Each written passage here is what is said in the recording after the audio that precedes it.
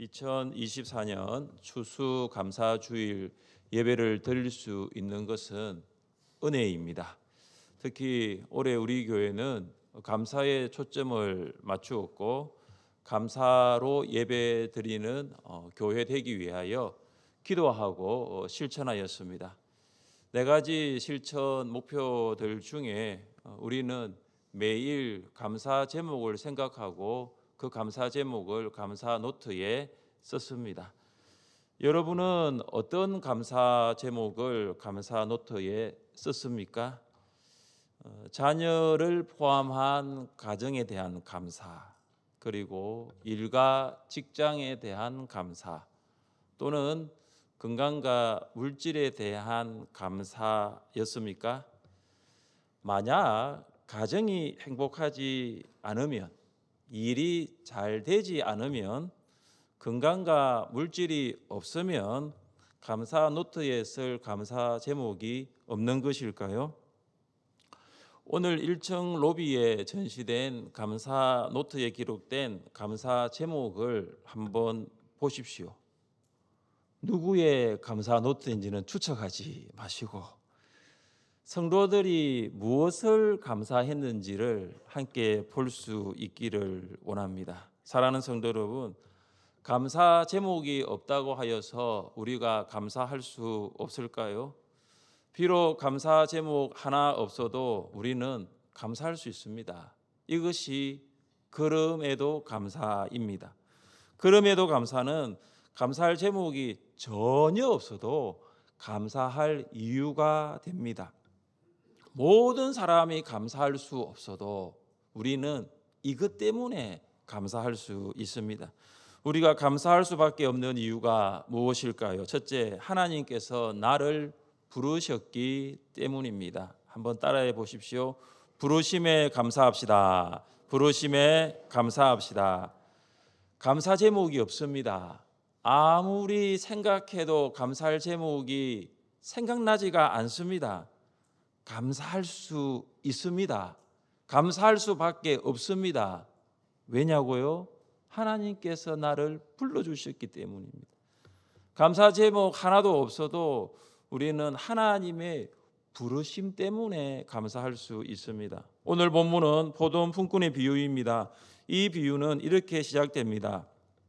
천국은 마치 품꾼을 얻어 포도원에 들여보내려고 이른 아침에 나간 집주인과 같으니, 천국은 아침 일찍 포도원에 일할 품꾼들을 부르기 위해 나간 집주인과 같습니다. 주인이 품꾼들을 불러주지 않으면 한 사람도 천국 포도원에 들어갈 수 없습니다. 포도원 주인이 품꾼을 구하기 위해 이른 아침 장터에 나갑니다. 하루의 일은 아침 6시에 시작해서 저녁 6시에 끝납니다. 그래서 주인이 장터로 나간 시간은 아침 6시 이전, 일출 전이었을 것입니다. 포도원 주인은 아주 일찍 장터에 나갑니다. 주인은 장터에 있는 사람들을 봅니다. 주인은 그들 중에 누가 봐도 딱 눈에 들어온 사람이 있습니다. 건강한 사람, 젊은 사람, 포도원 일 잘할 수 있는 사람이 눈에 들어옵니다. 그들을 부릅니다. 주인은 그들에게 하루 품삯인 한 데나리온을 약속하고 그들은 포도원으로 들어갑니다. 3시간이 지난 뒤 오전 9시, 포도원 주인은 다시 장터에 나갑니다. 우리는 왜 주인이 장터에 나갔는지를 알 수가 없습니다. 분명히 6시에 나가서 6시에 장터에 있는 사람들을 불러왔는데 또 9시에 나간 것입니다. 그러나 분명한 것은 여전히 장터에 놀고 서 있는 사람들이 있었다는 사실입니다. 4절입니다. 그들에게 이르되 너희도 포도원에 들어가라. 내가 너희에게 상당하게 주리라 하니 그들이 가고, 주인은 사람들에게 품삯을 상당하게 주겠다고 약속합니다. 여기 상당한 품삯은 품꾼들이 일한 시간에 해당하는 적절한 품삯입니다. 그러니까 적절한 품삯은 노동자 하루의 품삯인 한 데나리온이 아닙니다. 9시에 포도원에 들어가는 품꾼은 9시간 일합니다. 그러니까 9시간 일할 품삯을 주는 거예요. 그러니까 9시에 포도원에 들어간 이 사람들 생각을 한 것입니다. 아, 나는 9시간 일한 만큼 받겠구나. 감사한 것은 주인이 장터에 놀고 있는 사람들을 불러서 포도원에서 일할 기회를 주었습니다. 우리는 알 수 없습니다. 포도원 주인이 정오 12시에도 나갑니다. 포도원 주인은 오후 3시에도 나갑니다. 그때 사람들을 또 포도원 안으로 보냅니다. 여러분, 저자 마태는 사람들을 어떻게 묘사하고 있습니까? 3절입니다. 또 제3시에 나가보니 장터에 놀고 서 있는 사람들이 또 있는지라. 장터에 놀고 서 있는 사람들은 아무 일도 하지 않고 있습니다. 왜 그들은 아무 일도 하지 않고 있습니까? 왜 그들은 그냥 장터에 서 있습니까? 불러주는 사람이 없기 때문입니다. 아무도 불러주지 않습니다. 아무도 불러주지 않으니 새벽부터 계속해서 장터에 서 있는 것입니다. 미국에서 공부할 때에 제가 그때 텍사스에 있었거든요. 텍사스 바로 밑에 이제 멕시코라든지 남미 사람들이 참 많습니다. 그 사람들이 이제 이민을 와가지고 일을 하는데 어떤 전문적인 직업이 없고 그냥 하루 벌어서 일하는 일용직 노동자들이 참 많았습니다. 그들이 어디 있느냐? 우리 같으면 대형 몰이 있지 않습니까? 그 몰 앞에 이렇게 서 있는 거죠. 저는 토요일 9시까지 한글학교에 아이들을 데려다 주기 위해서 늘 그 몰 앞으로 지나갔습니다. 아침 9시에 제가 지나가고 아이들이 이제 오전 수업을 하고 오후에 제가 아이들을 또 데리러 갑니다. 그때도 여전히 그 대형몰 앞에 그냥 서 있는 남미 사람들이 참 많았습니다. 그들이 왜 그렇게 오랫동안 그곳에 서 있었을까요? 불러주는 사람이 없었기 때문입니다. 나를 불러주는 사람을 아직 만나지 못했기 때문입니다. 모든 인간은 하나님께서 불러주시기 전까지는 인생이라는 장터에 빈둥거리며 서 있는 사람과 같습니다. 여러분 중에 어떤 성도는 이렇게 힘주어 말할 수 있습니다. 목사님, 저는 그동안 빈둥거리며 살지 않았습니다. 저 열심히 살았습니다. 저 새벽부터 장사하며 저 새벽부터 출근해서 분초 아끼며 야간에 잔업에 특근에 저 치열하게 살아왔습니다. 그런데 왜 마태는 인간을 장터에 놀고 서 있는 사람으로 묘사하였을까요? 인생의 궁극적인 목적을 발견하지 못했기 때문입니다. 하나님의 부르심이 없으면 한 사람도 인생의 궁극적인 목적을 발견할 수 없어요. 우리가 어디에서 왔고 우리가 어디로 가는지를 알 수 없어요. 우리가 무엇을 위해 살아가고 있는지 알 수 없습니다. 하나님의 부르심이 있을 때 우리는 인생의 목적을 발견할 수 있습니다. 마태복음의 저자 마태는 예수님의 부르심을 받기 전까지 그는 세리로 살았어요. 그는 오늘도 어제와 같은 그 시간, 오늘도 어제와 같은 장소인 가버나움 세간에 앉아 세금받고 있었어요. 마태가 살아가는 목적이 무엇입니까? 마태가 살아가는 목적이 있습니다. 돈방석에 앉아서 돈벼락 맞으면서 밤새 돈을 세다가 잠드는 거, 이게 마태의 목적이었어요. 그의 인생의 목적은 무엇입니까? 돈이었습니다. 어느 날 예수님이 가버나움 세간을 지나가시다가 마태를 보십니다. 그리고 이렇게 말씀하십니다. 나를 따르라. Follow me. 나를 따르라. 예수님의 부르심은 짧았지만 아주 강렬했습니다. 여러분, 마태가 어떻게 합니까? 성경은 이렇게 기술합니다. 일어나 따르니라. 마태는 예수님의 부르심을 순종하고 일어나 예수님을 따랐습니다. 이것이 세리 마태가 제자 마태가 되는 터닝 포인트, 전환점이에요. 그동안 돈방석에 앉아 돈벼락 맞으며 밤새 돈 세다가 잠드는 것을 인생의 목적으로 살았던 세리 마태가 드디어 천국 포도원 안으로 들어가게 된 것입니다. 혹시 마태 이야기를 들으면서 이런 질문을 하시는 성도님이 있습니까? 목사님, 그러면 지금 제가 다니고 있는 직장을 그만두고 신학교에 들어가서 제가 목회자가 되어야 됩니까? 그렇지 않습니다. 지금 다니고 있는 직장 정년까지 잘 다니시기를 바랍니다. 모든 세리가 제자가 된 것은 아닙니다. 예수님은 마태를 향하여 나를 따르라고 하였지만 여리고의 세리장이었던 삭개오를 향해서는 그렇게 말씀하지 않았습니다. 예수님 아무나 나를 따르라고 하지 않습니다. 여러분, 갈릴리의 모든 어부가 제자가 되었습니까? 그것도 아닙니다. 예수님의 부르심만을 받은 어부만이 제자가 되었습니다. 같이 한번 읽어보겠습니다.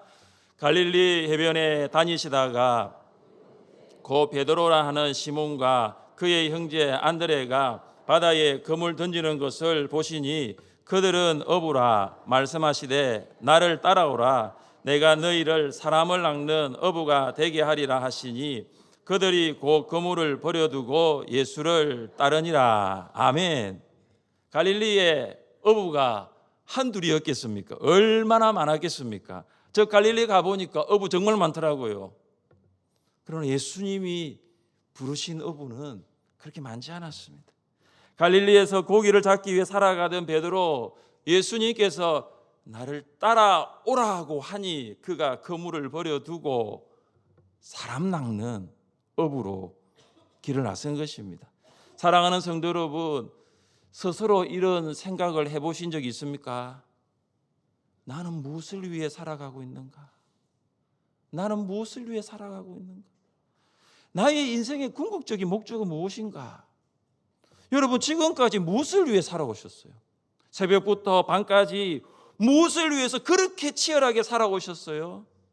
여러분, 무엇을 위해서 같은 직장에서 몇십 년 동안 일하면서 같은 일을 수없이 반복하고 계십니까? 하나님께서 우리를 불러주시면 그 부르심 안에서 인생의 목적을 발견할 수 있습니다. 어려운 일을 만나도 그 하나님의 부르심 안에서 기뻐하고 기도하고 감사할 수 있는 것입니다. 여러분, 하나님의 부르심을 받으셨습니까? 여러분, 그 하나님의 부르심 안에서 인생의 목적을 찾으셨습니까? 하나님께서 여러분을 아주 이른 시간에 불러주셨습니까? 오전 6시.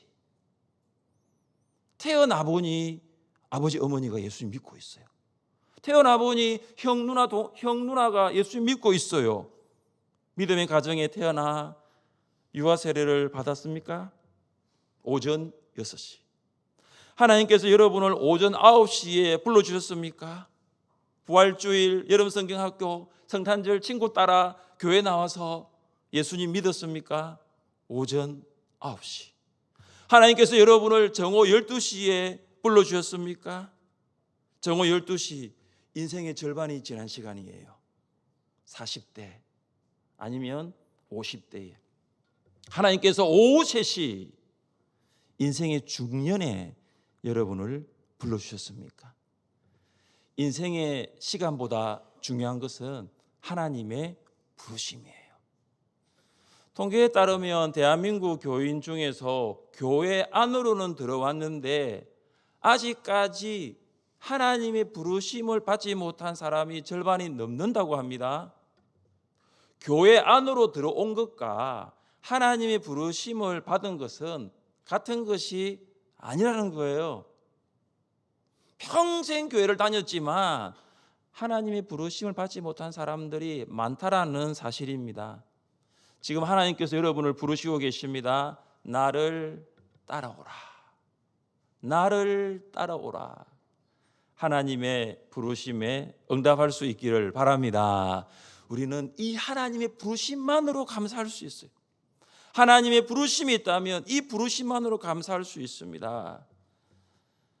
하나님 아버지, 인생의 목적을 잃고 방황하듯 나를 찾아오셔서 하나님 자녀로 불러주시니 감사합니다. 이제는 하나님의 부르심을 순종하며 살아가도록 도와주옵소서. 이 기도가 여러분의 기도가 될 수 있기를 원합니다. 우리가 감사할 수밖에 없는 이유가 무엇입니까? 둘째, 하나님께서 나를 쓰시기 때문입니다. 한번 따라해 보십시오. 쓰심에 감사합시다. 쓰심에 감사합시다. 하루 일과가 거의 마칠 때가 되어 가던 오후 5시가 되었습니다. 그런데 어찌된 일인지 포도원 주인이 또 장터로 나갑니다. 우리는 주인이 오후 5시 장터로 나간 이유를 알 수 없지만 주인은 아직도 장터에 서 있는 사람들을 찾아갔다는 사실이 매우 중요합니다. 오후 5시. 그들은 아침 6시부터 무려 11시간 동안 장터에 서 있었던 것입니다. 왜 그들은 오후 5시까지 장터에 서 있었을까요? 아마 그들은 다른 사람보다 건강하지 않았고 다른 사람보다 젊지도 않았을 것입니다. 그들은 다른 사람에 비해 능력도 기술도 없었을 것입니다. 그들은 참 보기에 연약했을 것입니다. 그래서 그들은 아침 6시부터 장터에서 주인의 부르심을 기다렸지만 아무도 불러주지 않았어요. 오후 5시 하루 벌어 살아가는 일용직 노동자들인 그들, 이런 생각이 스쳐 지나갑니다. 오늘도 공치는 날이구나. 이제 빈손으로 집으로 돌아가야 되겠네. 스쳐 지나가는 얼굴이 있습니다. 집에서 기다리고 있는 노부모님, 처와 자식의 얼굴이 스쳐 지나갑니다. 빈손으로 왔다가 빈손으로 돌아갈 수밖에 없는 정말로 슬픈 상황입니다. 그 순간 포도원 주인이 오후 5시 장터에 있는 사람들을 부릅니다.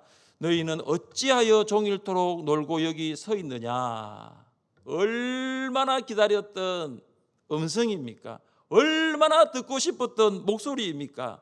그때 오후 5시 장터에 있는 사람들이 이렇게 말합니다. 우리를 품꾼으로 쓰는 이가 없음이니이다. 주인이 말합니다. 너희도 포도원에 들어가라. 그들은 혹시 우리가 잘못 들은 것은 아닐까 의아해했을 것입니다.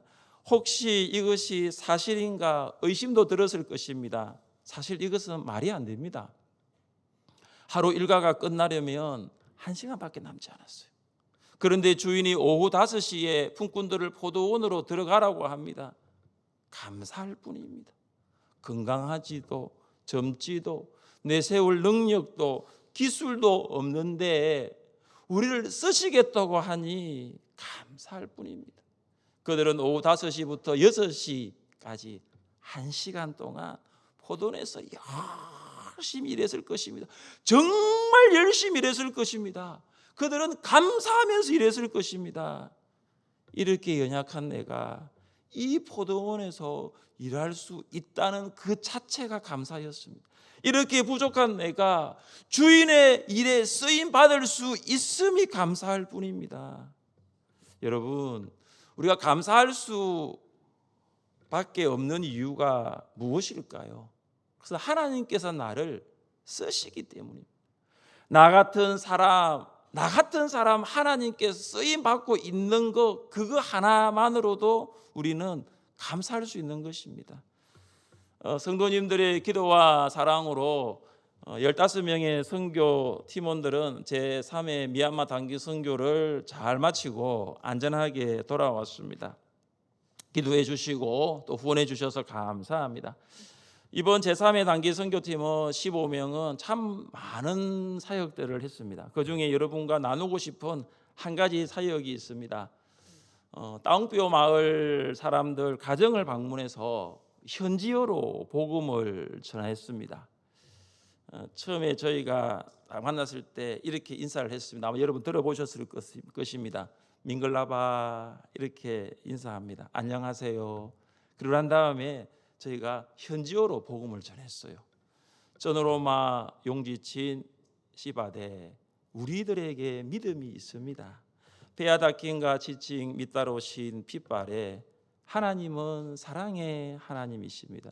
페아다킨과 쩐으로 치트짱 따르 예수고 세루케데 하나님께서 우리를 사랑하셔서 독생자 예수님을 보내셨습니다. 예수가 쩐으로 엇비고 킹누빼뽀 레와 까따잉마 어테간데 예수님은 우리들의 죄를 용서해 주시기 위하여 십자가에서 죽으셨습니다. 땅끝 사람들은 그들의 언어로 복음을 들었습니다. 마치 오순절 성령 강림 이후 제자들이 각국의 언어로 복음을 전한 것처럼 단기 선교팀은 미얀마어로 미얀마 사람들에게 복음을 전했습니다. 이것은 땅뼈 마을이 생긴 후 최초의 사건입니다. 외국인이 들어와 집을 방문하면서 복음을 전했기 때문입니다. 저는 이것을 기적이라고 말합니다. 이하윤, 박서온, 김태희, 박가은, 조미나 교회학교 5명을 포함한 모든 팀원들이 미얀마어로 복음을 전했어요. 제가 이것을 보면서 하나님께서 우리를 사용하기를 원하시는구나. 하나님께서 부족한 우리 미얀마 사람도 아닌 우리를 쓰셔서 미얀마 사람들에게 복음을 듣게 하셨습니다. 우리는 하나님의 쓰심에 그저 감사할 뿐이었습니다. 저는 복음을 전하면서 이런 생각을 했습니다. 하나님 아버지, 우리가 무엇이기에 미얀마까지 오게 하셔서 그들에게 복음을 전하게 하셨습니까? 140년 전 조선의 복음을 전한 언더우드 선교사와 같이 우리도 땅뼈에 복음을 전하여 싸우니 이 복음이 잘 자라게 하소서. 땅 600명의 사람들이 모두 예수님 믿어 구원받게 하소서. 사랑하는 성도 여러분, 여러분은 하나님께 쓰임 받고 있습니까? 한 해를 돌아보십시오. 하나님께서 여러분을 쓰셨습니까? 하나님께서 여러분을 어디에서 무엇을 위해 쓰셨습니까? 한번 생각해 보십시오. 하나님께서 여러분을 쓰시기를 원하십니다. 그런데 여러분은 너무 바빠서, 너무 관심이 없어서, 혹은 사모함이 없어서 하나님께서 여러분이 아닌 다른 사람을 쓰고 계신 것은 아닙니까? 특히 오후 5시에 하나님을 부르심을 받은 성도님들이 여기 계십니까? 오후 5시. 이제 일할 시간이 얼마 남지 않았습니다. 이제 1시간밖에 없어요. 이제 내 인생에 일할 시간이 1시간밖에 없어요. 오후 5시에 부름받은 성도님들이 있습니까? 1시간밖에 남지 않았습니다. 그 남은 1시간 하나님께 전폭적으로 쓰임받을 수 있기를 바랍니다. 하나님의 쓰심에 나같이 연약한 자, 나같이 부족한 나를 하나님의 쓰심에 감사할 수 있기를 주님의 이름으로 축복합니다. 우리가 감사할 수밖에 없는 이유가 무엇입니까? 셋째, 하나님께서 나를 구원하셨기 때문입니다. 한번 따라해 보겠습니다. 나는 구원받았습니다. 드디어 하루 일과가 끝나고 품삯을 받는 오후 6시가 되었습니다. 모든 품꾼들 아침 6시에 들어온 품꾼부터 9시, 12시, 오후 3시 그리고 오후 5시에 들어온 모든 품꾼들 이거 기다렸어요. 그런데 주인이 청지에게 말합니다. 처음 들어온 품꾼이 아니고 먼저 들어온 품꾼이 아니고 나중 들어온 품꾼에게 먼저 삭스를 주라고 합니다. 먼저 들어온 품꾼들이 아마 깜짝 놀랐을 거예요. 왜냐? 당시의 관례가 뭐냐 하면 먼저 고용된 자들이 품삯을 받는 것이 관례였거든요. 그 놀랄 일이 하나 더 있습니다. 청지기는 1시간밖에 일하지 않았던 품꾼들이 하루 품삯인 한 데나리온을 준 거예요. 오후 5시에 들어온 품꾼들은 1시간만 일했거든요. 여러분, 그들은 어떤 생각했을까요? 나는 1시간 일했으니 12분의 1 데나리온 받겠네. 나는 1시간만 일했으니 12분의 1 데나리온 받겠네라고 생각했는데 품꾼의 생각과 주인의 생각은 완전히 달랐습니다. 먼저 온 품꾼들이 이것을 보았어요. 그들은 나중에 온 품꾼들보다 더 많은 시간 동안 일을 했으니 우리는 그러면 더 많이 받겠다. 아니 1시간 일했는데 한 데나리온 받았으니 우리 12시간 일했으니 우리는 12데나리온 받겠다라고 생각을 했는지 모릅니다. 그런데 청지기는 그들에게도 한 데나리온을 줍니다. 먼저 온 품꾼들이 주인에게 불평을 합니다. 1시간만 일한 품꾼이 종일 일한 품꾼과 같은 품삯을 받는 것은 정당하지 않습니다. 많이 일하니 많이 받아야 하고 적게 일하면 적게 받아야 하는 거 아닙니까? 하루 종일 일한 사람 12시간 일했으니 1시간 일한 사람보다 더 많이 받아야 하고 1시간 일한 사람 12시간 일한 사람보다 더 적게 받아야 한다는 것이 맞지요. 아주 합리적인 생각이지요. 그러나 이것은 세상 나라의 원리입니다. 어떤 회사의 경영자도 1시간 일한 직원과 12시간 일한 직원에게 똑같은 급여를 지불하지 않습니다. 그러나 포도원 주인은 달랐습니다. 포도원 주인이 뭐라고 말합니까? 13절과 14절 말씀을 같이 읽겠습니다. 13절과 14절입니다. 주인이 그 중에 한 사람에게 대답하여 이르되 친구여 내가 네게 잘못한 것이 없노라. 네가 나와 한 데나리온의 약속을 하지 아니하였느냐. 내 것이나 가지고 가라. 나중 온 이 사람에게 너와 같이 주는 것이 내 뜻이니라. 아멘. 주인은 먼저 온 품꾼들에게 내가 잘못하지 않았다라고 말합니다. 왜냐고요? 주인이 그들과도 한 데나리온 약속하였기 때문입니다. 나중 온 품꾼에게 동일하게 한 데나리온 주는 건 주인의 뜻입니다. 이것이 은혜입니다. 여러분, 은혜가 무엇입니까? 은혜는 받을 자격이 전혀 없는 자에게 값없이 주시는 선물입니다. 5-5시 포도원에 와서 1시간 일한 품꾼이 한 데나리온 받을 자격이 있습니까? 없습니까? 없어요. 여러분, 구원은 전적으로 하나님의 주권에 달려 있습니다. 구원은 우리의 노력이 아니라 은혜로 받는 것입니다. 구원을 받기 위해서 우리가 할 수 있는 일은 아무것도 없습니다. 1시간 일한 품꾼들이 받은 한 데나리온은 은혜의 선물입니다. 받을 자격 전혀 없는 그들이 한 데나리온 받은 것입니다. 품꾼들에게 한 데나리온은 값없이 주시는 선물입니다. 그러나 여러분, 주인에게 한 데나리온은 값없는 선물이 아니라 값비싼 대가입니다. 여러분, 1시간 일한 품꾼에게 한 데나리온 주기 위해서 주인은 값비싼 대가를 지불한 것입니다. 우리는 예수님을 믿기 전에 창조주 하나님을 알지 못했습니다. 예배하지도 않은 채 살았습니다. 이것이 죄입니다. 죄는 하나님과의 관계 단절이고 죄의 종착역은 죽음입니다. 그래서 우리는 인생의 궁극적인 목적을 발견하지 못한 채 어디가 길인지 어디가 진리인지를 모르고 살았습니다. 그런 우리를 위해서 하나님께서는 독생자 예수님을 보내셔서 우리의 죄를 위하여 십자가에 죽으셨습니다. 그때 예수님은 우리의 길이 되셨고 우리의 진리고 생명이 되십니다. 그래서 예수님을 믿는 자, 예수님의 이름을 부르는 자는 구원을 받습니다. 우리는 예수님을 믿으면 구원을 선물로 받을 수 있습니다. 여러분, 구원을 선물로 받으셨습니까? 여러분은 주님을 믿고 영접함을 통해서 하나님의 자녀가 되는 놀라운 선물을 받으셨습니까?